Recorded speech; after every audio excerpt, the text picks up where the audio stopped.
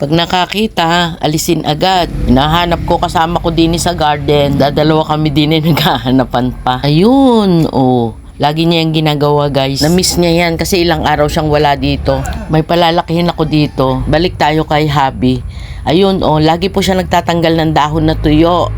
Nagche-check ng mga dahon. Nabali ko yung dahon ng bar Congo. Sana wag makita. Ituro ko itong egg yolk para hindi niya makita yung bar Congo. O diba? Ganda naman, guys. Like na like niya ang init ng araw. Teka, nagche-check siya ng kanyang mga antorium. Hindi niya napansin yung bar Congo na lakdawan. Hiwalay na lang ang video noon para hindi niya makita. Chine-check niya yan kung may kain ng suso, uod. Alam na alam niya yan pag may bagong variegation. Sobrang na-enjoy niya ang mga antorium foliage. Madali lang kasi alagaan. At sa tamang pwesto, gaganda talaga sila. Ganyan din ba kayo, guys, sa mga halaman nyo? Ito naman ang gustong gusto ko.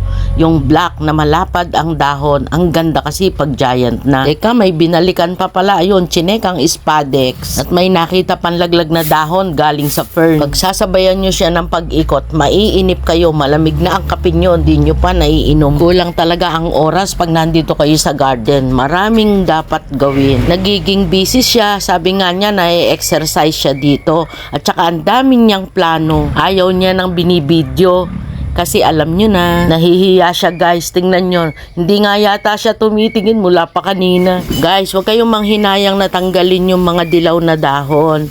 Yan, alisin nyo po para magandang tingnan ng ating mga halaman. Yung pag-aalis niya yan ng patay na dahon, yung mga naninilaw na yung dahon, kasabay na niyan ang kanyang pagdadamo dyan. Binubunutan na rin ng damo yung mga paso na may mga damo. Huwag po kayong mag-alala. Normal po na may naninilaw na dahon dahil old leaf na. Nakakahinayang naman kasi, di ba guys? Ayan, tapos na yata sa side na ito. Ayun na. Ay, bumalik pa. Binalikan niya yung mga nasa gitna. Kasama dyan yung super boom. Favorite niya yan. Sinilip kung may bagong dahon. May nakitang dilaw na dahon. Ayan, oh. Tatanggalin talaga niya yan. Di niya yan titigilan, guys. Sa part na yan, guys, iyan yung nasa harap ng kubo. Lagi namin yang nakikita. Dyan nakalagay yung malalaking Magnificum ex Christa, Magnificum, Crystallinum. Ayan, tumingin din, oh. O, sige. Ayan, guys, oh, pakita ko sa inyo. Lagi ko yung nire-reels, eh.